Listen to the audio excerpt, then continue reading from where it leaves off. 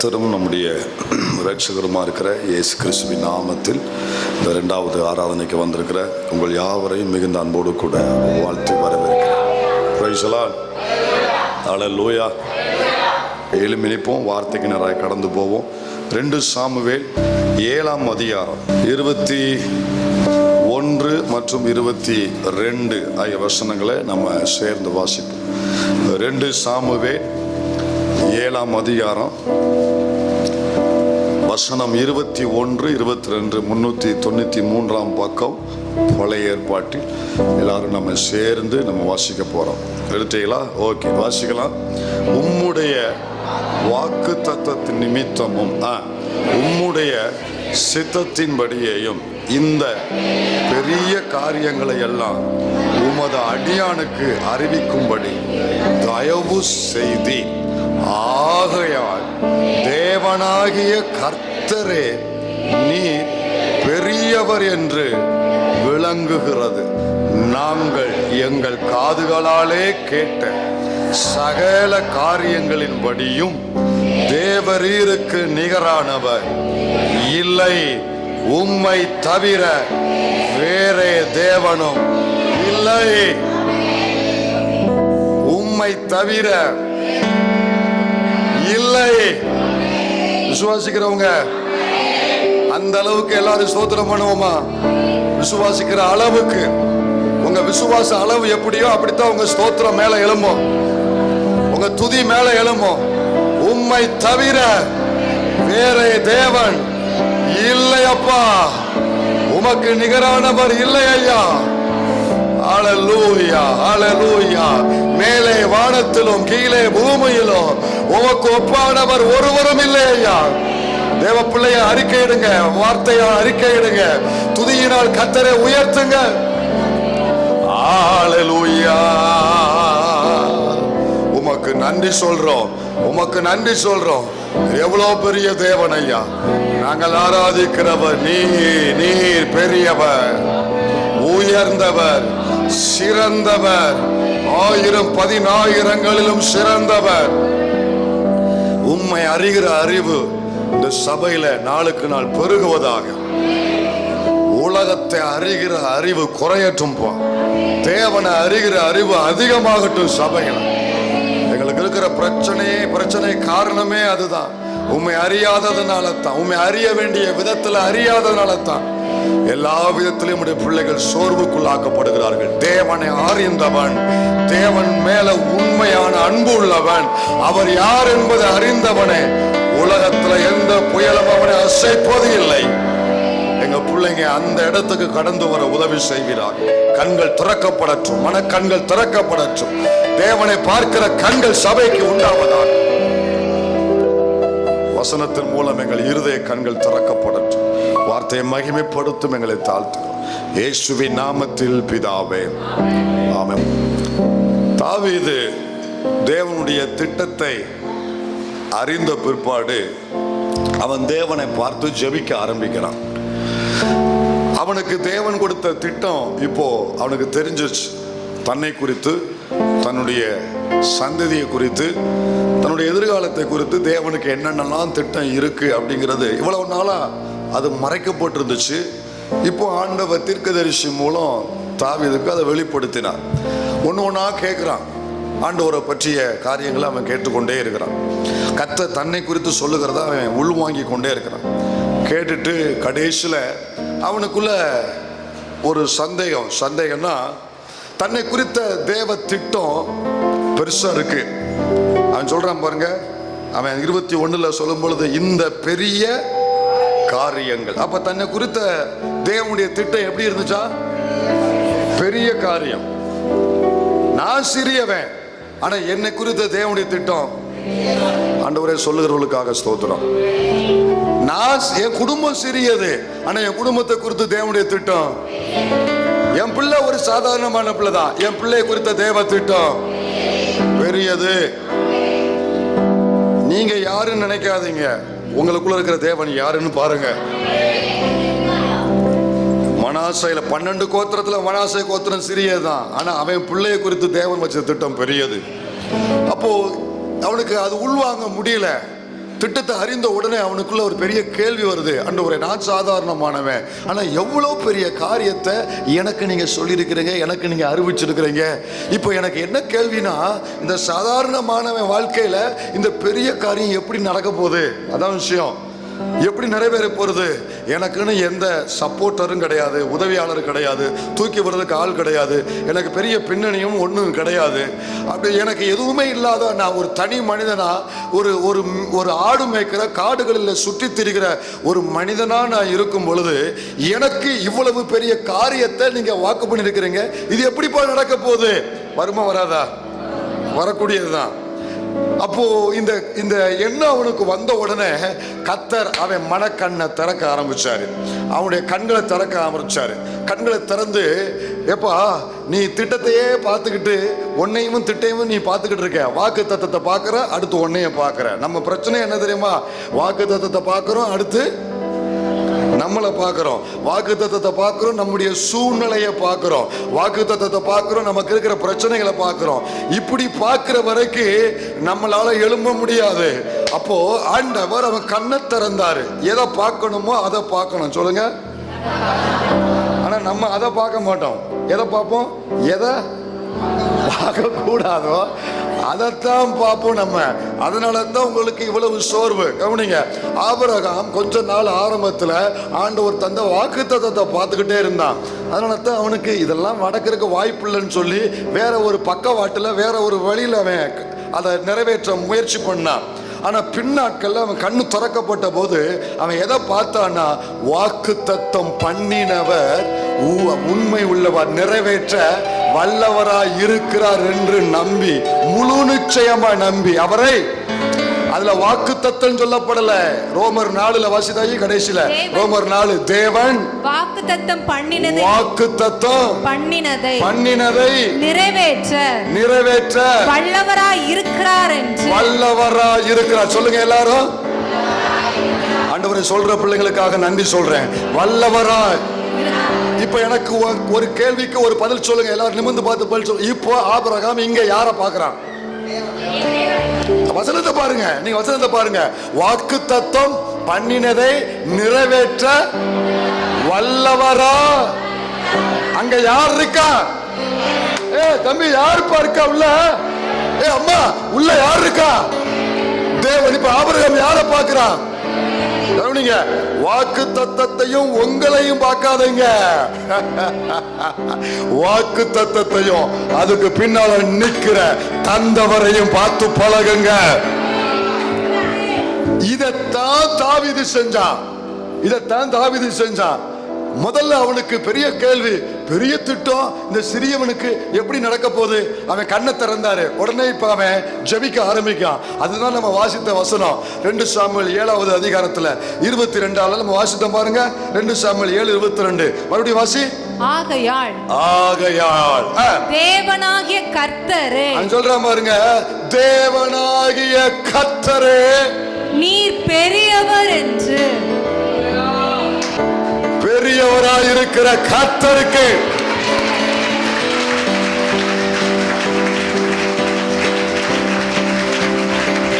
அவன் கண்ணு ஒரு நிமிஷத்துல எப்படி மாறுது பாருங்க.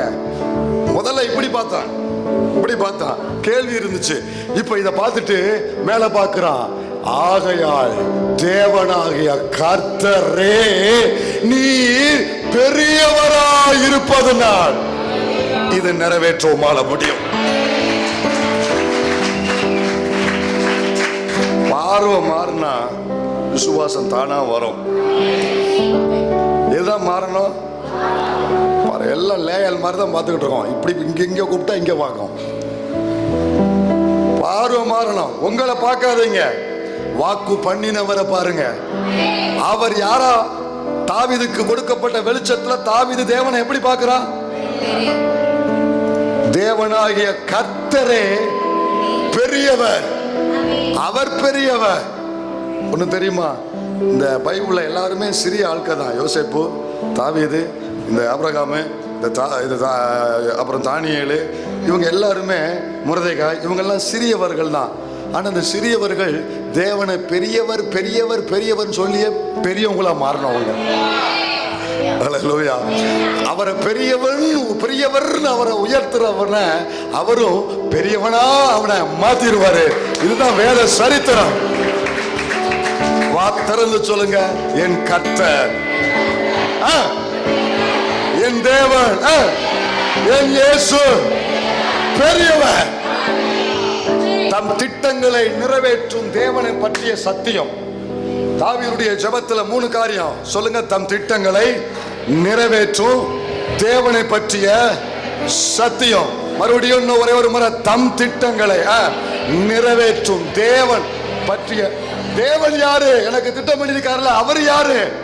அவர் எப்படிப்பட்டவர்?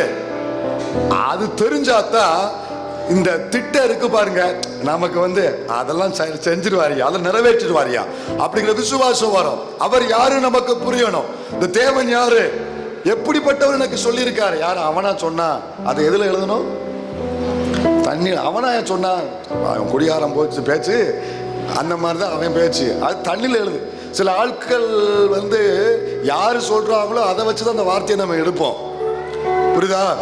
அப்போ நமக்கு திட்டங்களை கொடுத்த தேவன், வாக்கு கொடுத்த தேவன், இவர் யாரு, இவர் எப்படிப்பட்டவர் அப்படின்னு அறிஞ்சாத்தான். அப்படி அறிகிற பிள்ளைங்க இப்படி கிடக்க மாட்டோம், இப்படி இருப்போம். இந்த 50 பேருக்காக ஸ்தோத்திரம், இந்த 60 பேருக்காக ஸ்தோத்திரம், இந்த 80 பேருக்காக ஸ்தோத்திரம், இந்த 95 பேருக்காக ஸ்தோத்திரம், இந்த 100% ஆட்களுக்காக ஸ்தோத்திரம். எனக்கு திட்டம் கொடுத்தார்ல, எனக்கு வாக்கு பண்ணினார்ல, உன் பிள்ளைக்கு இதை செய்வேன், குடும்பத்துக்கு செய்வேன், உன் ஊழியத்துக்கு இதை செய்வேன். அவர் யாரையா? அவர் யாரையா? அவர் பெரியவரையா, அவர் பெரியவரையா. அப்ப விட்டு அது செஞ்சிருவார், விடு. அவரா சொன்னாரு, அவர் சொன்னா செஞ்சிருவாரியா. நீ அவர் ஒன்றும் தொந்தரவு பண்ண, திருப்பி அவருக்கு போன்லாம் போடாது. அவர் சொல்லிட்டார்ல, ஞாபகம் வச்சிருப்பாரு. சில ஆட்களை குறித்து நம்ம சொல்லுவோம், அவர் சொன்னாரோ தெளிவா செஞ்சிருவார், விடு. அதே மாதிரிதான் கர்த்தர் பெரியவராய் இருப்பதினால், எனக்கு அவர் சொல்லி இருப்பதினால் நிறைவேற்ற உண்மை உள்ளவர். அப்போ இந்த தேவனை பற்றி தாவீது இங்கே ஒரு 3 வெளிப்பாடு தாவீது கிடைக்கு. தாவீது தேவன் யார் என்று சொல்லுகிறார். நம்பர் 1, கர்த்தர் பெரியவர். நம்பர் 2, இந்த தேவன் நிகரற்றவர். நம்பர் 3, இந்த தேவன் நித்தியமானவர்.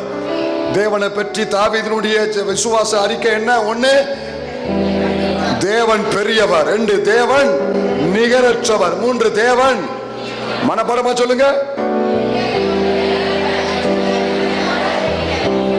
சரி, முதல்ல சொல்றா ஜெபத்துல ஆரம்பத்துல, ஆகையால் தேவனாகிய கர்த்தரே, O God Lord, you are great, நீர் பெரியவர். தேவனாகிய கர்த்தரே, நீர் பெரியவர். நம்முடைய தேவன் பெரியவர் என்பதை எதுல பார்க்கலாம் தெரியுமா? எது நமக்கு வெளிப்படுத்துதுன்னா, சிம்பிளா நான் ஒன்னு சொல்லிட்டு நான் போறேன், நல்லா கவனிங்க. வேற ஒண்ணும் இல்லைங்க, நிமிர்ந்து பாருங்க. மாற்றவே முடியாத சாக்கடையில கடந்த என் வாழ்க்கைய மாற்றிருக்காருல, அவரை தவிர பெரியவர் ஒருவர் இல்ல.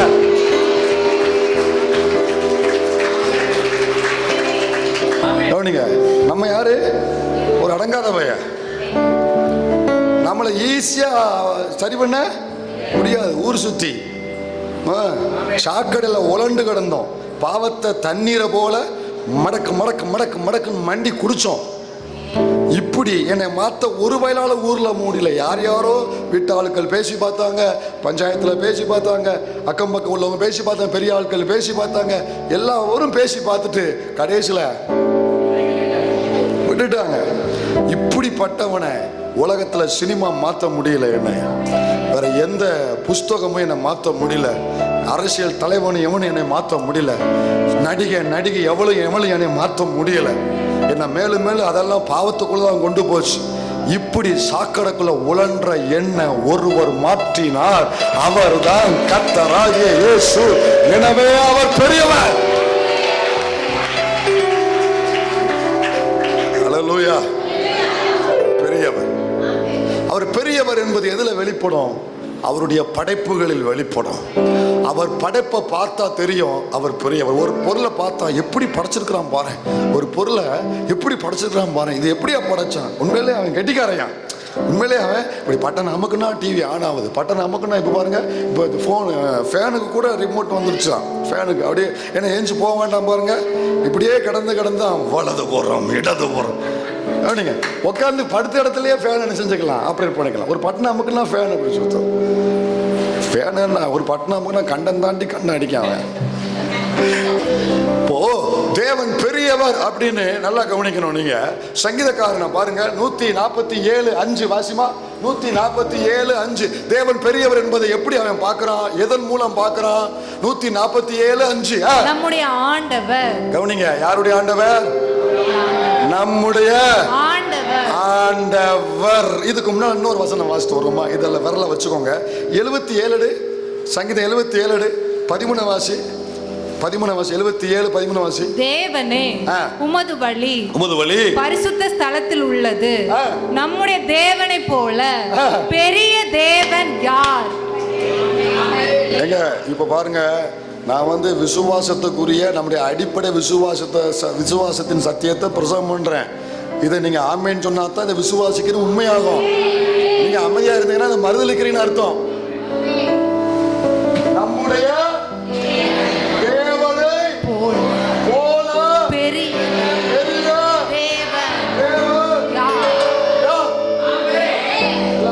சொல்லுங்க, இந்த சப்பல செலவுலாம் வேண்டாம், நல்லா சொல்லணும், எல்லாம் சேர்ந்து சொல்லணும். நம்முடைய தேவனை போல. ஒரு ஒரு ஒரு கொஞ்ச நாள் பல வருஷத்துக்கு முன்னால் நடந்த ஒரு சம்பவம். ஒரு ஸ்பெஷல் மீட்டிங்கில் நோட்டீஸில் இந்த வசனம் அந்த வசனம் போடுங்க, இந்த வசனம் போட்டிருந்தாங்க. ஒரு கிராமத்தில் ஒரு மீட்டிங், காஸ்பல் மீட்டிங், சுவிசேஷ கூட்டம். அப்போ அந்த போதகர் என்ன பண்ணியிருந்தாருன்னா, நோட்டீஸ் மேலே இந்த வசனத்தை போட்டிருந்தாரு. என்ன எப்படி போட்டிருந்தாரு? நம்முடைய தேவனை போல பெரிய தேவன் யா. இப்படிதான் நோட்டீஸ் மேலே வசனம் போட்டிருந்தாங்க. போட்டு ஊருக்கெல்லாம் நோட்டீஸ் போச்சு, பக்கத்தில் உள்ள கிராமங்களுக்கெல்லாம் போச்சு. அதில் கொஞ்சம் தூரத்தில் பக்கத்தில் உள்ள கிராமத்தில் ஒரு பையனுக்கு நோட்டீஸ் கிடச்ச உடனே அவன் ஒரு விலங்கு பிடிச்சவன் போல பார்த்த உடனே, அதனால எப்படி போட்டிருக்காங்க, நம்முடைய தேவன்னு அவங்கள மட்டும் பெருசாக காமிக்கிறாங்க, அப்போ நம்ம சாமியில வட என்னன்னு கேட்போம் அப்படின்னு 10 பேரை திரட்டிட்டு வந்தாங்க அந்த சபைக்கு. கூட்டம் அன்னைக்கு கரெக்டாக நடக்கிறதுக்கு முன்னால பம்புளுக்கு வந்திருக்கான், சண்டை ஓட கூட்டத்தை நிறுத்த வந்திருக்கான். நோட்டீஸை கொண்டு வந்து, யா உங்க சாமி உங்கள வச்சுக்கோங்க, அது என்ன, அது பெரிய சாமின்னு இருக்கு, நம்முடைய தேவன் பெரிய, உங்க தேவன் பெரிய தேவன் சொல்றீங்க, அப்ப நாங்கெல்லாம் அப்படின்னு சண்டை போடுறான். இந்த போதகர் அந்த கெஸ்டா வந்த ஒரு ஐயா இருந்தார் பாருங்க, எங்க வா அப்படி எல்லா பேரையும் கூப்பிடுவா, வா எல்லா பேரையும் வாங்க, அது இல்லைங்க என்ன பிரச்சனை இல்லை, எப்படி போட்டிருக்கீங்க, எப்படி போட்டிருக்கிறோம், இப்படி போட்டு வாசி. அவனை வாசிக்கான், எல்லாரும் சேர்ந்து வாசி. இப்ப எல்லாரும் சேர்ந்து வாசிங்க, நம்முடைய தேவனை போல பெரிய தேவன். இன்னொருக்க வாசி அப்படின்னு அவர் சொல்றாரு. அவன் மறுபடியும் எல்லா பேரும் சேர்ந்துக்கிட்டு, நம்முடைய தேவனை போல பெரிய தேவன். இன்னும் ஒரே ஒரு வாசிராசா, நம்முடைய தேவனை போல. புரிஞ்சிருச்சா? அவரு கேட்காரு, யாருடைய தேவன்பா? நம்முடைய தேவன். வேற என்ன உள்ளவா?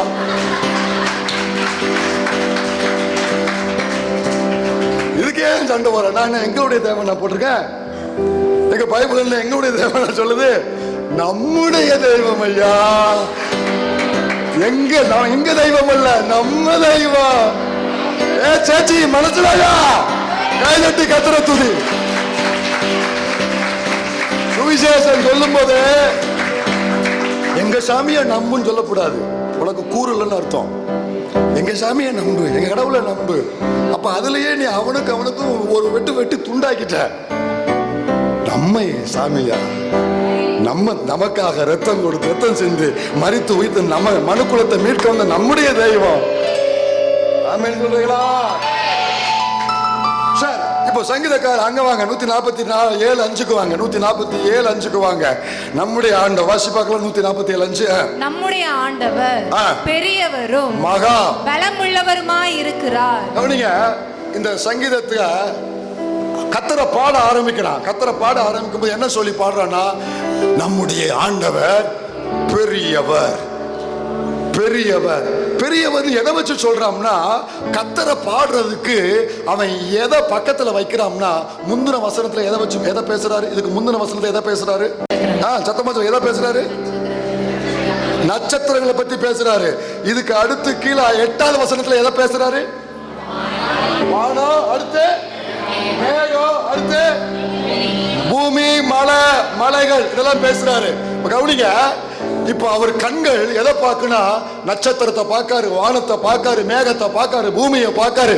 இப்படி எல்லா படைப்புகளை சொல்லுங்க, எதை படைப்புகளை பார்த்த உடனே அவருக்கு ஒரு ரகசியம் புரிந்து விட்டது. அவர் சொல்றாரு, இந்த படைப்புகளை பார்த்து சொல்றாரு, நம்முடைய ஆண்டவர் உண்மையிலேயே அவர் பெரியவர், மகாபலம் உள்ளவர். ஐயா, உலகத்தில் உள்ள தேவனுடைய படைப்பு அனைத்தும் தேவன் பெரியவர் என்பதை வெளிப்படுத்துகிறது. கர்த்தர் சொன்னார், வானம் எனக்கு, பூமி எனக்கு. சேர்ல உட்கார்ந்து இருக்கிறவங்க மட்டும் ஒரு ஆமென் சொல்லுங்க. நீங்க தரையில இருந்து 1.5 அடியில உட்கார்ந்துருக்கீங்க, அவ்வளவுதான். அந்த 1.5 அடியில உட்கார்ந்துருக்கீங்க, காலு தரையில தட்டி இருக்கு. ஆனா கர்த்தர், நம்ம ஆராதிக்கிற கர்த்தருடைய சிங்காசனம், சேரு, சீட்டு, அது பரலோகத்துல போடப்பட்டிருக்கு. அங்க உட்கார்ந்துருக்காரு, காலு இங்க தட்டிக்கிட்டு இருக்கு. அப்போ எழும்பி நின்னா, ஐயா ஆண்டவர் எழும்புறதுக்கு இடம் இல்லையா. உட்கார்ந்துருக்காரு, தலை கரெக்டா மேல தட்டுது, காலு கரெக்டா கீழே தட்டுது. அதான் சாலமோன் ஜெபம் பண்ணா. 2 நாளாகமத்துல ஜெபம் பண்ணிருக்காரு. 2 நாளாகமம் 2ஆம் அதிகாரத்துல 5-6 பாரு. 2 நாளாகமம் 2:6 வாசி. வானாதி வானங்களும், வானாதி வானங்களும், மறுபடி வானங்களும், வானாதி வானங்களும், வானாதி வானாதி வானங்களும் அவரை கொல்ல கூடாதிருக்க, அவரை கொல்ல கூடாது. அப்படி அர்த்தம், தாக்கு பிடிக்க கர்த்தர் எழும்பினார்னா வானமும் போச்சு, பூமியும் போச்சு. வானாதி வானங்களும் அவரை. தேவ பிள்ளைய, உன் கண்ணு திறக்கப்பட கர்த்தர் உதவி செய்வாராக. கர்த்தர் யாருன்னு பார்க்க உனக்கு கர்த்தர் கிருபை தருவாராக. நம்ம நினைக்கிற மாதிரி சில ஆட்கள் செஞ்சிருக்கிற மாதிரி ஒரு 1.5க்கு 1.5 போட்டாவுல அவர் இல்லை. அவரை வானாதி வானங்களும் கொல்லாதுமா. ஒரு அழகா ஒரு போட்டா, அது வெள்ளி செவ்வாய்க்கு அதுல ஒரு மாலை, அதுக்கு கீழே ஒரு 0 வால்ஸ் பல்பு. ஒருவரும் சேரக்கூடாத ஒளியிலே வாசம் பண்ணுகிற பரிசுத்த தேவன் அவர் என்பதை நீ மறந்து விடாத. பாக்கெட்ல வேற ஒரு இயேசுசாமி போட்டா வச்சு அடுத்தடுத்து பிதாசுதன் பரிசு. அவர் யார் தெரியுமா? எனக்கு இது பெரிய ஆச்சரியம். இந்த தேவன் நமக்கு உள்ள வாசம் பண்றார் பாருங்க. எனக்கு புரியாத புது யோசித்து பாருங்க.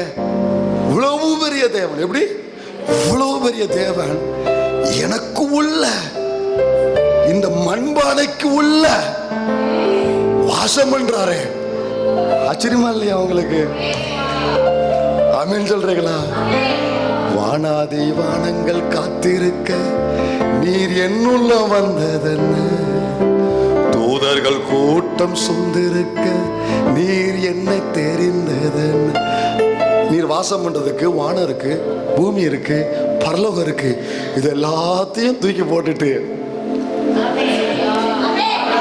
வானாதி வானங்கள் காத்திருக்க நீ என்னுள்ள வந்ததென்ன, தூதர்கள் கூட்டம் சூழ்ந்திருக்க நீ என்ன தெரிந்ததென்ன. கை வானாதி வானங்கள் காத்திருக்க நீ என்னுள்ள வந்ததென்ன, தூதர்கள் கூட்டம் சூழ்ந்திருக்க நீ என்ன தெரிந்த. மறுபடி வானாதி வானங்கள் காத்திருக்க நீ என்னுள்ள வந்தது, தூதர்கள் கூட்டம் சூழ்ந்திருக்க.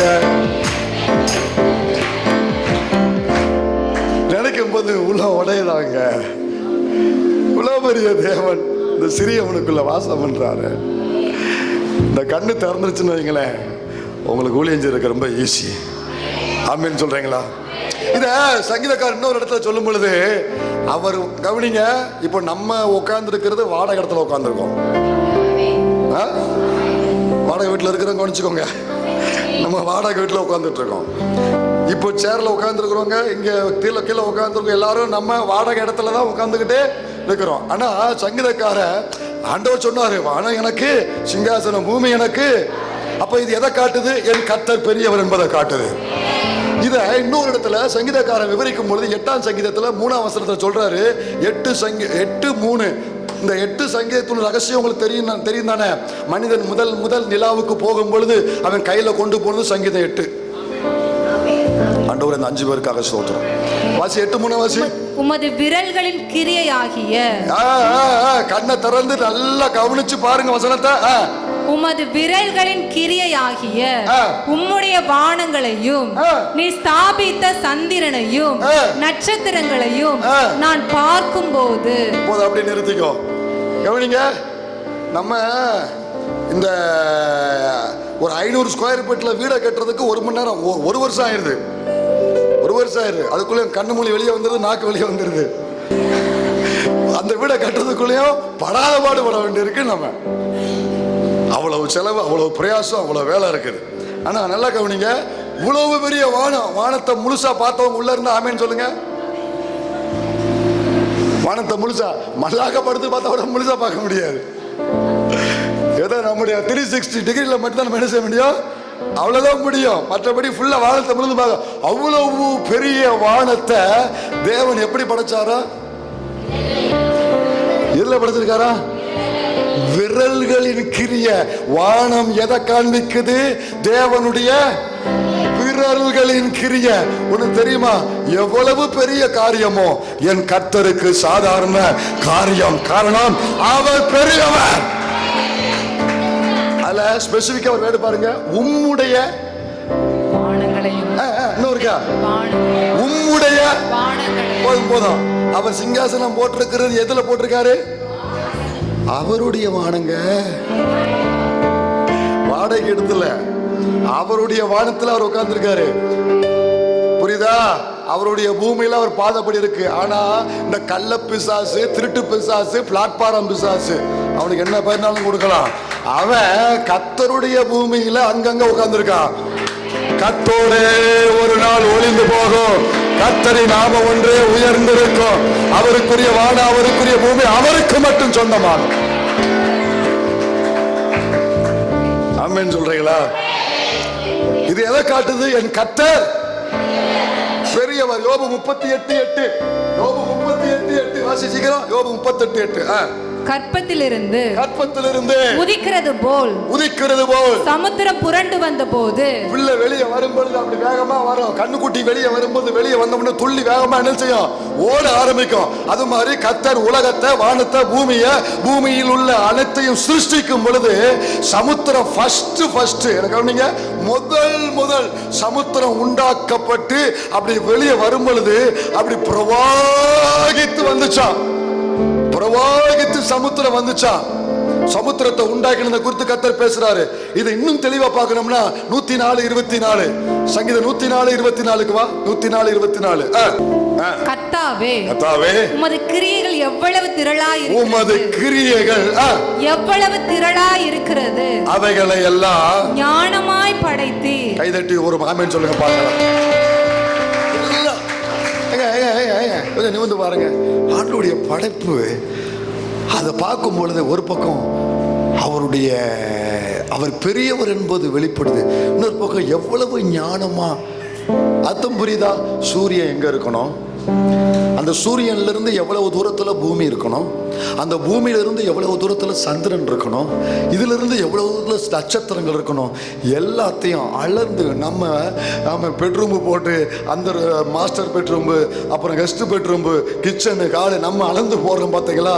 அவர் சர்வ சேனைகளையும் அளந்து நூல் போட்டு அனைத்தையும் நேர்த்தியாய் பிரமிக்கத்தக்க வகையில தேவன் படைத்திருக்கிறார். படைப்பை பார்த்து சொல்றார், எவ்வளவு அவைகள் திரளாயிருக்கிறது, அனைத்தையும் ஞானமாய் படைத்திருக்கிறீர். சமுத்திரத்தை குறித்து பேசுறாரு.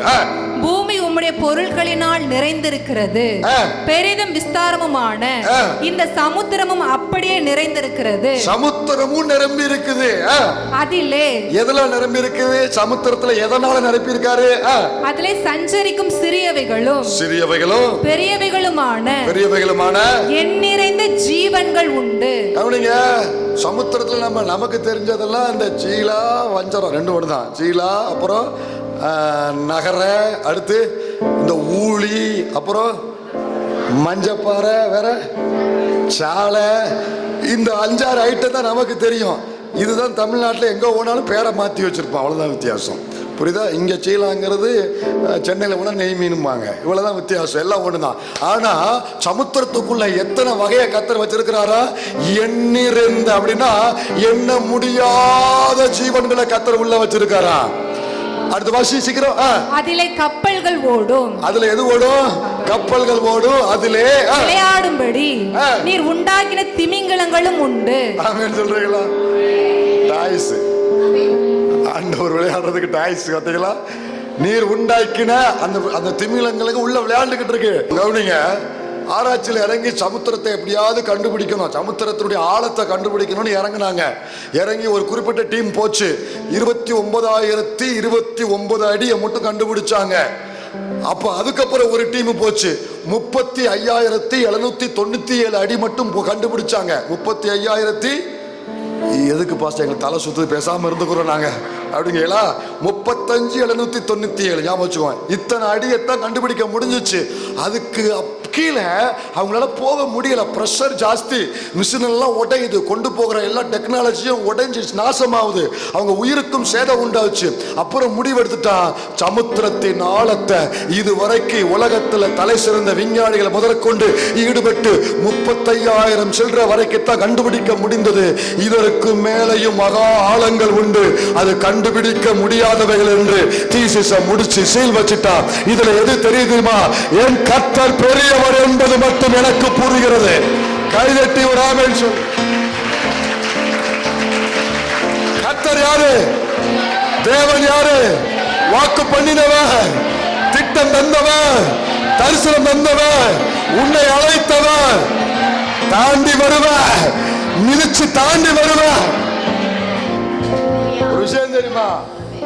விசுவாசிகளுக்கு தான் இதை சொல்லி புரிய வைக்க வேண்டியிருக்கு. ஆனா உலகத்தானுக்கு நல்லாவே தெரியும், இவன் ஆராதிக்கிற ஆண்டவர் பெரியவர். எத்தனை சாட்சி சொல்லியிருக்கோம்ல.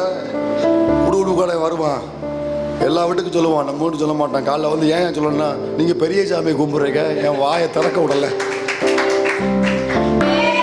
நம்ம கண்ணையும் கத்த திறப்பாராக. அந்த பகல் நேரத்துல நீ ஆராதிக்கிறவர் பெரியவராய் இருப்பதனால உலகத்தின் தீமைகளோ, மந்திரவாத சக்தியோ, பிள்ளை சுனியமோ, மனிதனுடைய வீணான வார்த்தைகளோ உன் எல்லை அணுக முடியாது. பெரியவர் உனக்குள் இருக்கிறார். விசுவாசி அறிக்கையிடு. அவ்வளவு பிரம்மாண்டமான காரியத்தை செஞ்சிருக்காரு. இவர் எனக்குள் வாசம் பண்ணுகிறாரு. ஆமென் சொல்றீங்களா? எனக்குள் வாசம் பண்ணுகிறவர் யார்? பெரியவர். இவ்வளவு அற்புதமான சிருஷ்டிகளை ஆண்டவர் மணிக்கணக்கா எடுத்து செய்யல. நம்ம வீட்டில் எல்லாமே இருக்கும், அரிசி இருக்கும், ஜீரகம் இருக்கும், பருப்பு இருக்கும், வத்தல் இருக்கும், காய் இருக்கும். எல்லாம் இருந்தும் அந்த சாம்பாரை வைக்கிறதுக்கு 3 மணி நேரம் தேவைப்படுது. கடைசியில் வாயில வைக்கவே முடியல. அதை அந்த ரசத்தை பாசிட்டிவ் வீடு நினைக்காதீங்க. இங்கே அதெல்லாம் ஒரு பிரச்சனை இல்லை. உடனே முத்திரை குத்திடுவாங்க. ஏன் ஆத்தாடி பார்த்து பேச வேண்டியிருக்கு. கவனிங்க, அப்புறம் கிடைக்கிறதும் போச்சு. நல்லா கவனிங்க. அண்ணா அப்படி இவ்வளவு நேரம் கொஞ்சம் பொறுங்க, கொஞ்சம் 3 மணி நேரம் ஆக்கிடுவீங்க நீங்க. அந்த ஒண்ணு இதை விட கொடுமை தெரியுமா? உள்ள இருக்க சூடு பண்றதுக்கு 2 மணி நேரம் வேணும் இருக்கு. ஆனா எல்லாம் இருந்து ஒன்னு ரெடி பண்றதுக்கு நமக்கு இவ்வளவு நேரம் ஆகுது. கர்த்தர் இவ்வளவு பிரம்மாண்டமான வானம், பூமி, நட்சத்திரம், சர்வ சேனைகளை சிருஷ்டிக்கிறதுக்கு எவ்வளவு நேரம் எடுத்தாரு? எத்தனை நாள் எடுத்தாரு? அது மொத்தமா ஒவ்வொன்றையும் படைக்கிறதுக்கு எவ்வளவு நேரம் எடுத்திருக்காரு? அதுக்கு டைம் பைபிள்ல ஒரே வார்த்தை சொல்லப்பட்டிருக்கு. ஆதியிலே தேவன் வானத்தையும் பூமியையும் சிருஷ்டித்தார். In the beginning God created heavens and earth. அவ்வளவுதான். சிருஷ்டித்தார், created முடிஞ்சு. ஹீப்ரூல இதுக்கு ஒரு அர்த்தம் கொடுத்திருக்காங்க வேத விஞ்ஞானிகள், வேத அறிஞர்கள். அர்த்தம் சிருஷ்டித்தார், created. இதுக்கு என்ன அர்த்தம் கொடுத்திருக்காங்கன்னா, அதுல ஒரு அர்த்தம் அந்த எந்த நேரத்துல சிருஷ்டித்தாய், அதாவது எவ்வளவு நேரத்துல இந்த வானத்தை, பூமியை, இந்த எண்ணிருந்த ஜீவன்கள் நிறைந்த சமுத்திரத்தை எப்படி இவர் சிருஷ்டித்தார், எவ்வளவு நேரம் எடுத்துச்சு அப்படின்னா, ஒரு நொடி. சொல்லுங்க, ஒண்ணு போல சொடக்கு போடுங்க. 1 2 3. இந்த ஒரு நொடி இருக்குல்ல, இருங்க, இந்த ஒரு நொடி இல்ல, இந்த ஒரு நொடியை சொல்லுங்க.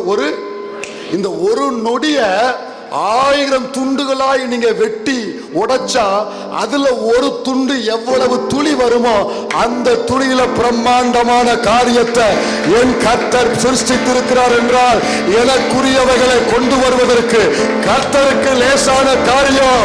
விசுவாசிக்கிற பிள்ளையே, உன் காரியம் கர்த்தரின் கரத்தில் இருக்கிறது. கொண்டு வருவார், இல்லை என்றால் சிருஷ்டித்து தருவார். நொடி பொழுது அதுலயும் 1000த்துல ஒரு துளி நிமிஷத்துல கர்த்தர் படைத்தாருங்க. இதெல்லாம் பார்க்கும்போது தேவன் எவ்வளவு பெரியவர் என்பது நமக்கு. இதுல சிலவங்க கேட்பாங்க, சரி எல்லாத்தையும் கடவுள் படைச்சாருன்னா கடவுளை படைச்சது யாருமா? எனக்கு காமியுமா, கடவுளை எனக்கு காமியுமா. நான் என்ன சொல்லுவேன் தெரியுமா? கடவுளை படைச்சது யாரு அல்லது கடவுளை எனக்கு காமி நான் நம்புறேன்னு சொன்னோம்னா அவனுக்கு நம்ம என்ன சொல்ல தெரியுமா? முதல்ல உன் சொந்த காதை கண்ணாடி இல்லாம பார்த்துட்டு வா. உன் சொந்த காதை கண்ணாடி இல்லாம நீ பார்த்துட்டு வா. உன் காது தான், உன் உறுப்புல ஒண்ணுதான், பொத்தில வைக்கல, நல்ல வெளியாத்தான் இருக்குது, பக்கத்துல தான் இருக்குது. பாரு, ட்ரை பண்ணுங்க, ட்ரை பண்ணுங்க. அகர்வால் போக வேண்டியிருக்கும், கண்ணு வலி வந்தோம். ட்ரை பண்ணுங்க. நீ எவ்வளவு இழுத்தாலும் வராது. காது சொலவு காதா இருந்தாலும் வராது. உன் சொந்த காத, அவன் சொந்த காதவே நீ பார்க்க முடியலையே. உன் சரீரத்துல ஒரு அவயம் இதையே பார்க்க முடியலையே. இவ்வளவு பெரிய சர்வ வல்லவரை பார்த்தா செத்துருவடா மூடா. தேவனை ஒருவனும் ஒரு காலம் அவருடைய மடியில் இருக்கிற ஒரே பேரான குமாரனை அவரை வெளிப்படுத்தி இருக்கிறார். இயேசு தேவனை வெளிப்படுத்தி இருக்கிறார். கர்த்தர் பெரியவர், பெரியவர். சரி சரி சரி சரி, போதும். ரெண்டாவது தாவீது என்ன சொல்றாரு? அங்க வந்துருங்க, 2 சாமுவேல் 7க்கு வந்துருங்க. 2 சாமுவேல் 7க்கு வந்துருங்க. அதுலயே அடுத்த வசனம் வாசி, 23 வாசி. உம்முடைய ஜனமாகிய இஸ்ரவேலுக்கு நிகரான ஜனமும் உண்டோ பூலோகத்து ஜாதிகளில் இந்த ஒரே ஜாதியை. அந்த 22லயே மறுபடி வாசி. ஆகையால் தேவனாகிய கர்த்தரே நீர் பெரியவர் என்று விளங்குகிறது. நாங்கள் எங்கள் காதுகளாலே கேட்ட சகல காரியங்களின்படியும் தேவருக்கு நிகரானவர் இல்லை, உம்மை தவிர வேற தேவனும் இல்லை. தாவீது தேவனை முதல்ல எப்படி பார்த்தாங்க? நீர் பெரியவர். இரண்டாவது தேவனை எப்படி பார்க்கிறான்னா, தேவர் இருக்கு நிகரானவர் இல்லை, இல்லை, உம்மை தவிர வேற தேவனும் இல்லை. ஆமென் சொல்ற பிள்ளைங்களுக்காக ஸ்தோத்திரம். வேற தேவனும். அப்ப இங்க என்ன சொல்றா? என்னுடைய தேவன் நிகரற்றவர். என் தேவனுக்கு நிகரானவர் யாரும் இல்ல, அவருக்கு ஒப்பானவர் ஒருவரும் இல்லை. இதை நம்புறீங்களா நீங்க? நான் விசுவாசிக்கிற, நான் ஆராதிக்கிற என் குலதெய்வம் இயேசு, என் சாமி இயேசு, என் ரட்சகர் இயேசு, அவருக்கு நிகரானவர் ஒருத்தனும் இல்ல. வானத்தின் கீழே பூமிக்கு மேல அவர் நிகரற்ற தேவன்.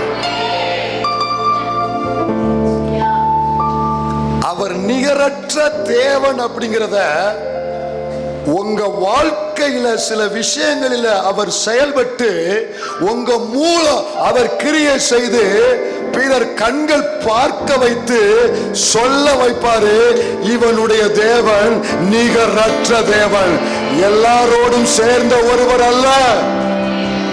புரியுதா? ஒப்பற்றவர், நிகரற்றவர், ஒப்பிட முடியாதவர், எவரையும் யாரையும் இவருக்கு நிகராக வைக்க முடியாது. அந்த அளவுக்கு இவர். இது ஆண்டவர் எப்படி வெளிப்படுத்தினான்னு சொல்றேன். இது எப்படி கர்த்தர் இந்த இடத்துல தேவன் நிகரற்ற தேவன் அப்படிங்கிறத நிகரற்ற செயலினால யாராலையும் ஈடு செலுத்த, யாராலையும் அதற்கு போட்டி போட்டு செய்ய முடியாத அளவுக்கு, யாராலையும் போட்டி போட முடியாத அளவுக்கு தேவன் நிகரற்ற செயலை செய்வார். பைபிள்ல ஒரு பகுதியை நான் எடுத்து காமிக்கிறேன். யாத்திராகமத்துக்கு வாங்க, 8ஆம் அதிகாரங்க. யாத்திராகமம் 8 எடுங்க. 8:6 வாசி. தேவன் ஒப்பற்றவர், நிகரற்றவர், நிகரற்றவர். அவருடைய செயலுக்கு முன்பாக எதுவும் நிற்க முடியாது. 8ல 6ல இருந்து வாசி. 6ல இருந்து வாசி. அப்படியே ஆரோன் தன் கையை எகிப்தில் உள்ள தண்ணீர்கள் மேல் நீட்டினான். அப்பொழுது தவளைகள் வந்து எகிப்து தேசத்தை மூடிக்கொண்டது. மந்திரவாதிகளும் தங்கள் மந்திர வித்தையினால் அப்படியே செய்து எகிப்து தேசத்தின் மேல் தவளைகளை வரப்பண்ணினார்கள். இப்ப இந்த இடத்துல நமக்கு எல்லாருக்குமே சில பிரச்சனைகள் இருக்கு. நம்ம விசுவாச வாழ்க்கையில நிறைய சோர்வு வருதுக்கு காரணம் இதுதான். இப்ப நல்லா நீங்க கவனிக்கணும். உங்க பிரச்சனை சரியானதை கவனிக்கணும். நம்ம வாழ்க்கையில இங்க வசனம் அப்படி இருக்கட்டும். மோசே போய் அற்புதம் செய்யறான், தவளை வருது. அப்ப எல்லாருக்கும் சந்தோஷமா இருக்கு, கர்த்தர் செயல்படுறாரியா, ஆண்டவர் கிரியை செய்யறாரியா, சந்தோஷமா இருக்கு. ஆனா அதே அற்புதத்தை அவனும் செய்யறான், அவனும் செஞ்சு தவளையை வர வைக்கிறான். இப்போ ரெண்டுக்கு நிகரா ஆயிப்போச்சு. இது பெருசா அது பெருசான்னு அங்க சொல்ல முடியாது. ரெண்டு நிகராகி போச்சு. சில நேரங்கள்ல நம்ம சுத்தி இருக்கிறவங்க இப்படித்தான் இருப்பாங்க. நம்முடைய உறவினர்கள், குடும்பத்தினர்கள், ரட்சிக்கப்படாத மற்றவர்கள், என்ன உன் பேர்ல உன் பிள்ளை என்ன, நானும் தான் நல்ல வீடு வச்சிருக்கேன், நானும் தான் நல்ல கார் வச்சிருக்கேன், எங்க பிள்ளை நல்ல சம்பளம் வாங்குறான், என் பிள்ளைக்கு நடந்திருக்கு, நீ ஒன்றும் பெருசா ஒன்றும் செய்யலையே அப்படின்னு நம்மளை சமமாய் பார்ப்பார்கள். இது நமக்கு விசுவாசத்துக்கு சோர்வு வரும். விசுவாசத்துக்கு மிகப்பெரிய சோர்வு வரும். நல்லா கவனிங்க. இப்ப மோசைக்கு அப்படி வந்துச்சு. நானும் தவளை, என் மூலமும் கர்த்தர் செயல்படுறார், தவளை வருது. அதே மாதிரி பார்வோனுடைய மந்திரவாதிகளும் தவளை, மந்திரத்தினால் தவளை வர வைக்கிறாங்க. ஆனா அதுக்கு அடுத்து நடந்த விஷயம் தான் நம்ம பார்க்க தவறுதோம். கீழே தொடர்ந்து வாசி. பார்வோன் மோசையும் ஆரோனையும் அழைப்பித்து அந்த தவளைகள் என்னையும் என் ஜனங்களையும் விட்டு நீங்கும்படி கர்த்தரை நோக்கி வேண்டிக் கொள்ளுங்கள். நல்லா கவனிங்க தேவ பிள்ளைய, என்ன கவனிங்க, தொடர்ந்து வாசிங்க. கர்த்தருக்கு பலியிடும்படி ஜனங்களை போக விடுவேன் என்றான். அப்பொழுது மோசே பார்வோனை நோக்கி தவளைகள் பத்துக்கு வா. அதற்கு அவன் நாளைக்கு என்றான். அப்பொழுது இவன் எங்கள் தேவனாகிய கர்த்தருக்கு ஒப்பானவர் இல்லை என்பதை இதுவரைக்கு நான் வரவழைத்த மாதிரி ஓ மந்திரவாதின் தவளை வரவழைச்சிருக்கலாம். அதனால நீ எங்களை ஒரு மாதிரியா பாக்குற. உன்னை புரிந்துக்கோ, எங்கள் தேவனாகிய கர்த்தருக்கு ஒப்பானவர் இல்லை என்பதை நீர் அறியும்படிக்கு உம்முடைய வார்த்தையின்படி ஆக கடவது. தவளைகள் உம்மையும் உம்முடைய வீட்டையும் உம்முடைய ஊழியக்காரரையும் உம்முடைய ஜனங்களையும் விட்டு நீங்கி நதியிலே மாத்திரம் இருக்கும் என்றான். மோசேயும் ஆரோனும் பார்வோனை விட்டு புறப்பட்டார்கள். பார்வோனுக்கு விரோதமாக வரப்பண்ணின தவளைகள் நிமித்தம் மோசே கர்த்தரை நோக்கி கூப்பிட்டான். அடுத்த வசனம். கர்த்தர் மோசேயின் சொற்படி செய்தார். வீடுகளிலும் முற்ற வயல்களிலும் இருந்த தவளைகள் செத்து போயிற்று. என்ன பாருங்க, இவன் கோலை நீட்டினா தவளை வந்துச்சு, அவனும் கோலை நீட்டினா தவளை வந்துச்சு. ஓம்பிள்ளையும் படிச்சு கஷ்டப்பட்டு எழுதுனா மார்க் வாங்கினா, ரசிக்கப்படாதவனும் எழுதுனா அவனோட நல்ல மார்க் வாங்கியிருக்கிறான். இப்ப ஈக்குவலா இருக்கிற மாதிரி தெரியுது. விசுவாசத்தினால என்ன மேன்மை? உனக்கு ஒரு சந்தேகம் வருது. தவளை இவனுக்கும் வந்துச்சு, அவனுக்கு வந்துச்சு. ஆனா தவளை வெளியே போகிறதற்கு, தவளை போகுவதற்கு, தவளை வெளியேறுவதற்கு பார்வோன் மந்திரவாதியை கூப்பிடல. அவனுக்கு தெரியும் இவனுங்களால வர வைக்கத்தான் முடியும், போக வைக்க முடியாது. இவனுங்களால கீழே தள்ளத்தான் முடியும், தூக்கி விட முடியாது. இவனுங்களால ஒருத்தனை அழிக்கத்தான் முடியும், ஒருத்தனை விடுதலையாக்க முடியாது. விடுதலை என்று ஒன்று வந்தால் அது ஒப்பற்ற நிகரற்ற அல்லேலூயா கர்த்தர் ஒருவரால மட்டும்தான் முடியும். கை தட்டி கர்த்தரை மகிமைப்படுத்த. இவனுக்கு தெரியும், பார்வனுக்கு தெரியும், இவனுங்க வரவழைக்கத்தான் இந்த பேளுகளுக்கு 3 நேரம் சோறு போடுற. ஆனா இவனுங்களால போக வைக்க முடியாது. போகணும்னா, விடுதலை வேணும்னா, ரட்சிப்பு வேணும்னா, பாதுகாப்பு வேணும்னா, மேன்மை வேணும்னா கர்த்தரால மட்டும்தான். விடுதலை என்று ஒன்று வேணும் என்றால் இயேசு ஒருவரால மட்டும்தான். நீ சமமா வீடு கட்டலாம், நீ சமமா காரு வாங்கலாம், நீ சமமா படிச்சு மார்க் வாங்கலாம், உன் சமமா படிச்சு வேலை செஞ்சு எல்லாத்திலும் மேல வரலாம். ஆனால் விடுதலை, ரட்சிப்பு, ஆவிக்குரிய ஆசீர்வாதம், நித்திய மேன்மை இவைகள் இயேசு ஒருவர். நிகரற்றவர். கர்த்தர் நிரூபிச்சாரு. பார்வோனே, இணையா செஞ்சுட்டு நினைக்காத. கர்த்தர் ஒப்பற்றவர் என்பதை நீ பார்த்தானா பார்த்தா 23 வாசி 8:23 வாசி 8:23 வாசி. என் ஜனங்களுக்கும் உன் ஜனங்களுக்கும் வித்தியாசம் உண்டாக்கும்படி செய்வேன். போதும் கவனிங்க. அதே ஊர்ல அதே பட்டணத்துல யெகோவா தேவனை ஆராதிக்கிற பிள்ளைங்க உனக்கு சமமானவர்கள் அல்ல, இவர்களுக்கு ஒரு வித்தியாசம் உண்டாக செய்வன் என்பதை, கர்த்தர் நிகரற்றவர் என்பதை இவர்கள் வாழ்க்கையில செயல்பட்டு தேவன் நிரூபித்தாரு. தேவ பிள்ளைய ஒரு கூட்டம் உன்னோடு போட்டி போட்டுக்கிட்டே இருக்கிறாங்க. ஒரு கூட்டம் உங்களோட போட்டி போட்டுக்கிட்டே இருக்கு, உன் பிள்ளையோட போட்டி போட்டே இருக்கு, உன் குடும்பத்தோட போட்டி போட்டே இருக்கிறாங்க. நீ திணறுது, அவங்க சமாளிக்க முடியாம போராடி வார. ஒன்னு சொல்லட்டுமா, உன் கூட ஒரு குறிப்பிட்ட எல்லையில தேவன் நிகரற்ற தேவன் என்பதை, நீ ஆராதிக்கிற கர்த்தர் நிகரற்றவர் என்பதை உனக்காக செயல்பட்டு தேவன் நிரூபிச்சு பார்க்க வைப்பாரா? அதுக்கப்புறம் அவர்கள் உன்னோடு போட்டி போட முடியாது. போட்டி போட முடியாத அளவுக்கு உன்னை விசேஷப்படுத்துவாரு, உன்னை விசேஷப்படுத்தி வேறுபடுப்பாரு. ஏன் ஜனங்கிற முத்திரைய உன் சரசில கொத்தி வித்தியாசப்படுத்தி காண்பிப்பார். ஆமென் சொல்ற பிள்ளைகளை கர்த்தர் செய்வார். 33:29 உபாகமத்துல கர்த்தர் சொன்னாரு. 33:29 உபாகமம் 33:29 இவர் நிகரற்ற தேவன் என்பதை எப்படி கர்த்தர் காமிக்கிறாரா? இஸ்ரவேலே நீ பாக்கியவான், கர்த்தரால் ரட்சிக்கப்பட்ட ஜனமே, உனக்கு ஒப்பானவன் யார்? என்ன நிமிர்ந்து பாருங்க. நான் ஆராதிக்கிற அவர் ஒப்பற்றவர் நிகரற்றவர் என்பதை என்ன எல்லா ஜனங்களை விட ஒப்பற்ற ஜனமாக மாற்றி அவரை கர்த்தர் நிரூபிக்கிறார். ஒரு குறிப்பிட்ட எல்லை வரைக்கும் தான் உங்க கூட படிக்கிறவங்க, தங்கச்சி பிள்ளை கவனிமா, பாப்பா தம்பி கவனிமா, ஒரு குறிப்பிட்ட எல்லை வரைக்கும் தான் உங்களோட போட்டி போட்டு அவர்கள் உன்னை துன்புறுத்த முடியும். ஒரு குறிப்பிட்ட எல்லைக்கு மேல உன்னோடு அவர்களால் போட்டி போட முடியாது. காரணம், அவங்கிட்ட இருப்பது திறமை, ஓ மேல இருப்பது கிருபை. திறமையோடு போட்டி போடும், திறமை கிருபையோடு போட்டி போட முடியாது. கிருபையோடு யாரும் போட்டி போட்டு ஜெயிக்க முடியாது. நீ ஒப்பற்ற ஜனம் என்பதை நிரூபிப்பார். சொல்லுங்க, ரட்சிக்கப்பட்ட நான் ஒப்பற்ற ஜனம். கர்த்தர் என்ன சொல்றாரு? கர்த்தரால் ரட்சிக்கப்பட்ட ஜனமே, உனக்கு ஒப்பானவன்.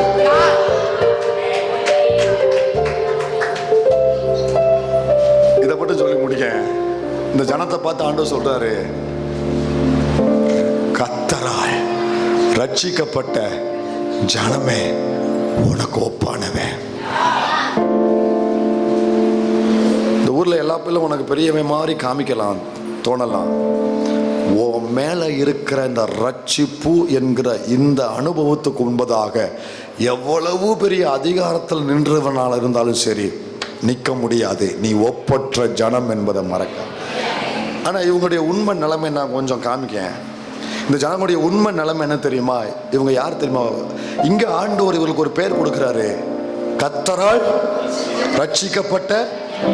எல்லாரும் வாய் கொண்டு வந்தவங்க எல்லாரும் கர்த்தரால் ரட்சிக்கப்பட்ட மேல கை வச்சுக்கோ, ஜனமே, கர்த்தரால் ரட்சிக்கப்பட்ட ஜனமே உனக்கு. கர்த்தர் இந்த ஜனங்களை ஒப்பற்ற நிலைமையில கொண்டு வந்து வச்சிருக்காரு. ஆனா இவங்களுடைய ஆரம்ப நிலைமை என்ன தெரியுமா? இவங்களுடைய முந்தின நிலைமை என்ன தெரியுமா? ஒரு 3 இடத்துல வசனம் சொல்லுது. உபாகமம் 7:7 நினைக்கிறேன். உபாகமம் 7:7 வாசிப்பா. சகல ஜனங்களிலும் நீங்கள் திரட்சியான ஜனம் என்று கர்த்தர் உங்கள் பேரில் அன்பு வைத்து உங்களை தெரிந்து கொள்ளவில்லை. நீங்கள் சகல ஜனங்களிலும் கொஞ்சமாயிருந்தீர்கள். இவங்களுடைய முந்தின நிலைமை என்னங்க? ஹலோ, இவர்களுடைய ஆரம்ப நிலைமை என்ன? கொஞ்ச ஜனம். இவங்க எவ்வளவு பண்ணுவ? கொஞ்ச ஜனம். இதுல ஒரு விரல் வச்சுக்கோங்க, இதுல ஒரு விரல் வச்சுக்கோங்க. யாத்திராம 2:23 வாசி. யாத்திராம 2:23 வாசி. 2:23. சில காலம் சென்ற பின் அதேதான் எகிப்தின் ராஜா மரித்தான். இஸ்ரவேல் புத்திரர் அடிமைத்தனத்தினால் தவித்து. போதும். இவருடைய ஆரம்ப நிலைமை என்ன? முதல்ல என்ன சொன்ன? கொஞ்ச ஜனம். நம்முடைய ஆரம்ப நிலைமை என்னமா? கொஞ்ச ஜனம். இரண்டாவது, இவருக்கு ஆரம்ப நிலைமை அடிமைப்பட்ட ஜனம். நம்முடைய ஆரம்ப நிலைமை, உண்மையை ஒத்துக்கோங்க, நம்முடைய ஆரம்ப நிலைமை அடிமைப்பட்ட நிலைமை. மூணாவது இதுல ஒரு வரல வச்சுக்கோங்க. மூணாவது ஆதியாகமம் 46:34. இதுக்கு மேல சொல்ல மாட்டேன். 46:34 நீங்கள் கோசே நாட்டிலே குடியிருக்கும்படி அவனை நோக்கி கீழே வந்துரு. மேய்ப்பர்கள் எல்லாரும் எகிப்தியருக்கு அருவருப்பாய் இருக்கிறார். இவருடைய ஆரம்ப நிலைமை என்ன? முதல்ல கொஞ்ச ஜனம், அடுத்து அடிமைப்பட்டவர்கள், அடுத்து அருவருப்பு. கடந்த காலத்துல நம்ம வாழ்க்கை இப்படி இருந்துச்சா இல்லையா? ஆண்டவரே, இதை ஒத்துக்கொள்றவங்களுக்காக ஸ்தோத்திரம். எல்லாரையும் பார்த்து கேட்கிறேன், நம்முடைய ஆரம்ப நாள் அந்த நாள்ல இவ்வளவுதானே இருந்தோம்? இருக்கிறது தெரியாம ஒத்துக்கங்கம்மா. அடுத்து அடிமைப்பட்டு இருந்தோமா இல்லையா? அப்புறம் மற்றவங்களுக்கு அருவருப்பா இருந்தோமா இல்லையா? உண்மையா இல்லையா? பார்த்துட்டு ஒரு மாதிரியே போன, காரியத்தை வீட்டுலாம் போன ஞாபகம் இருக்கா? அவனை பார்த்து ஒரு மாதிரி காரியத்தை விட்டு மேலங்களையும் பார்த்த ஞாபகம் இருக்கா? எனக்கு இருக்குமா? உங்களுக்கு இருக்கே இல்லையா? எனக்கு தெரியல. எனக்கு இருக்கு. பண்ணனா இல்லையா? அருவருக்கப்பட்டவனா, குறைஞ்ச ஜனமா, அடிமைப்பட்டவனா இருந்தேன். ஆனா இவளை இந்த கூட்டத்தை ஆண்டவர் எப்படி எப்படி எப்படி கொண்டு வந்திருக்கிறான்னு சொல்றேன். உபாகமம் 7க்கு மறுபடியும் வாங்க வாங்க வாங்க. உபாகமம் 7க்கு மறுபடியும் வாங்க. 7க்கு வாங்க. இப்போ உங்க விரல 6ஆம் வசனத்துல வைங்க. 6ஆம் வசனத்துல விரல வைங்க. விரல வச்சுட்டு நிமிந்து என்ன பாருங்க. 6ஆம் வசனத்துல விரல வச்சுட்டு நிமிந்து பாருங்க. எல்லாரும் நிமிந்து பாருங்க. நம்ம நிலைமை முதல்ல என்ன? நம்ம நிலைமை ஆரம்பத்துல என்ன? கொஞ்சம். அடுத்து இரண்டாவது அடிமைப்பட்டிருந்தோம். மூணாவது அருவருப்பா இருந்தோம். இந்த ஜனத்தை கர்த்தர் எப்படி கொண்டு வராரு பாருங்க. இப்போ 6ஆம் வசனத்துல எல்லாரும் சேர்ந்து வாசிங்க. அவ்வளவுதான் சத்தமா? நீ உன் தேவனாகிய கர்த்தருக்கு பரிசுத்தர். இதுக்கு மேல எப்படி உங்களால சும்மா இருக்க முடியுதுன்னு எனக்கு தெரியல. கொஞ்ச ஜனம், அடிமைப்பட்ட ஜனம், அருவருப்பான ஜனம். இத பார்த்து கர்த்தர் சொல்றாரு, இந்த சபை ஒரு காலத்துல அடிமைப்பட்ட சபை, ஒரு காலத்துல அருவருப்பான சபை, கொஞ்ச சபை. கர்த்தர் இப்ப சொல்றாரு, நீ உன் தேவனாகிய கர்த்தருக்கு பரிசுத்த ஜனம். பிரதர், சிஸ்டர், உன் பிள்ளைய பார்த்து கர்த்தர் சொல்றாரு, உன் குடும்பத்தை பார்த்து கர்த்தர் சொல்றாரு, நீ உன் தேவனாகிய கர்த்தருக்கு 10 கோடியை வச்சாலும் இந்த பாக்கியம் உங்களுக்கு கிடைக்குமான்னு நான் கேட்டேன். அவனுக்கு எல்லாம் அருவருப்பு போறாங்க. அவர் மேல பார்த்து, நீ எனக்கு பரிசுத்த ஜனண்டான்றாரு. அப்படி விரல வச்சிருக்கீங்களா? தொடர்ந்து வாசிங்க. அடுத்து சொல்றாரு, பூச்சக்கரத்தில் உள்ள எல்லா ஜனங்களிலும் உன் தேவனாகிய கர்த்தர் உன்னை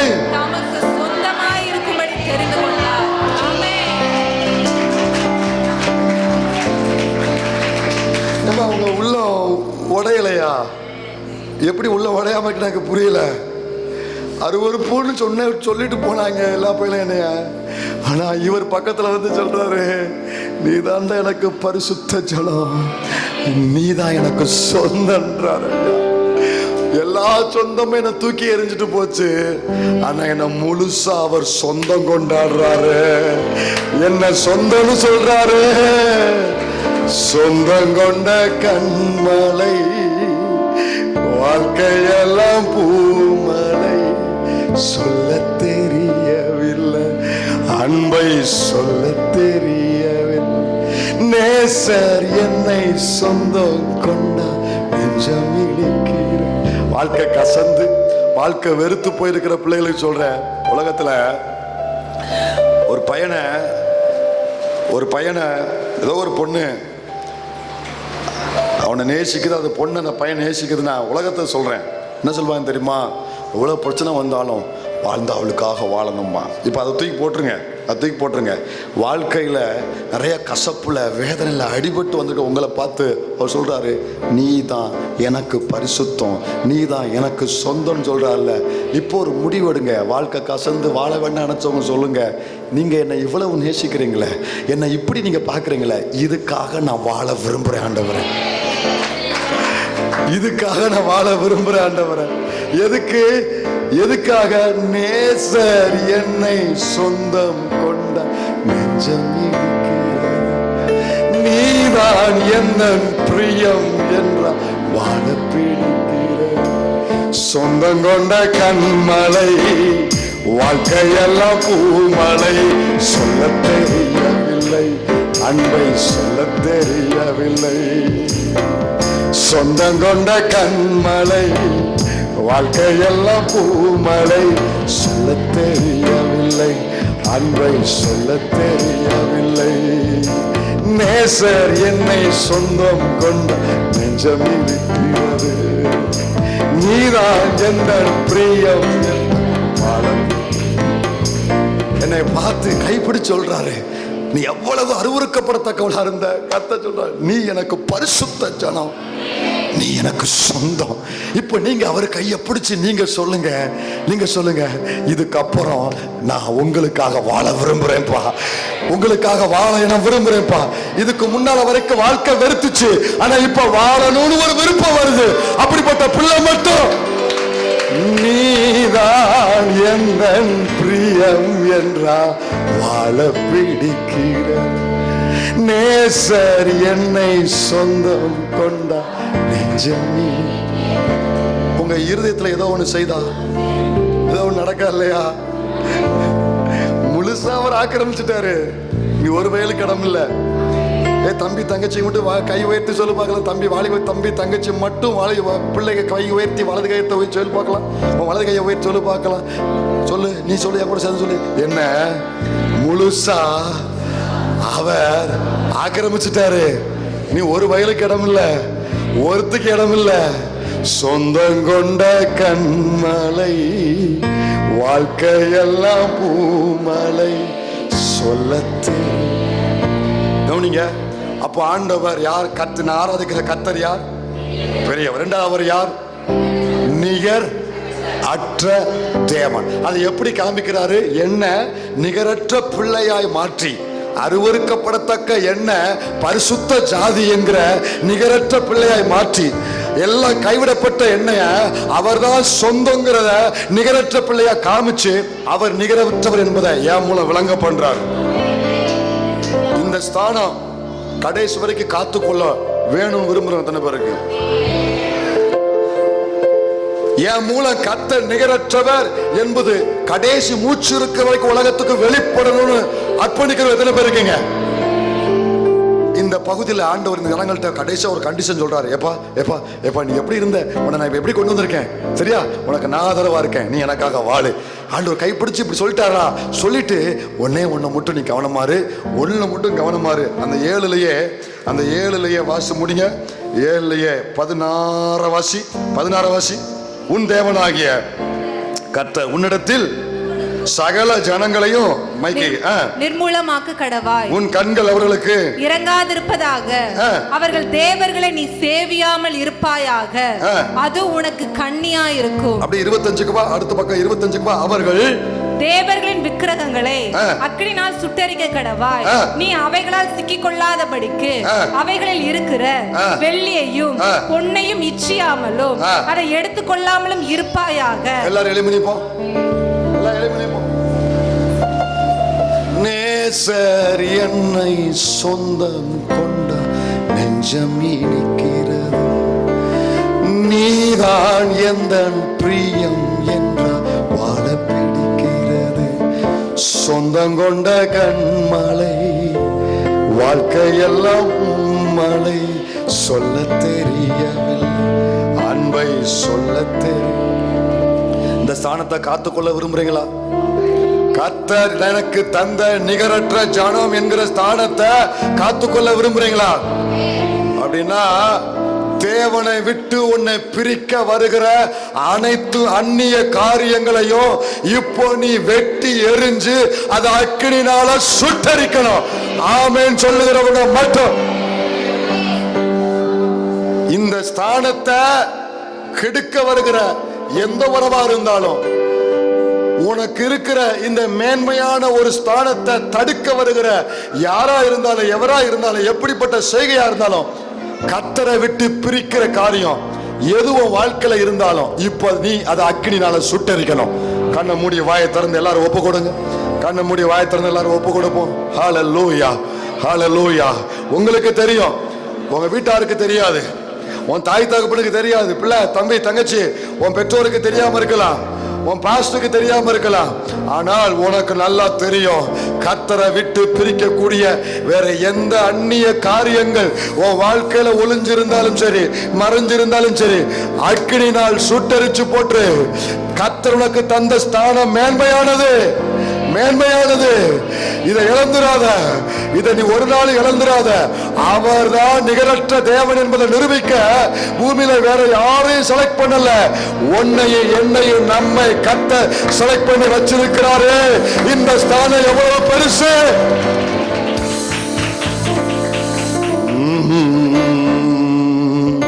சொந்தங்கொண்ட கண்மலை, வாழ்க்கையெல்லாம் பூமலை, சொல்ல தெரியவில் உம் அன்பை சொல்ல தெரிய. தகப்பனே, கரம் உயர்த்தி நன்றி சொல்லுங்க. நீங்க தந்த என் மூலம் நீர் பெரியவர் என்பதையும் என் மூலம் நீர் நிகரற்றவர் என்பதையும் நிரூபிப்பதற்காக ஸ்தோத்திரம். உடைய பிள்ளைகளை ஆசீர்வதியும், கிருபைக்குள் முத்திரையிடும், வார்த்தையினால் வழி நடத்தும். உடைய வார்த்தை எங்கள் மூலம் மகிமைப்படட்டும். இயேசுவின் நாமத்தில் ஜெபிக்கிறோம் நல்ல பிதாவே, ஆமென்.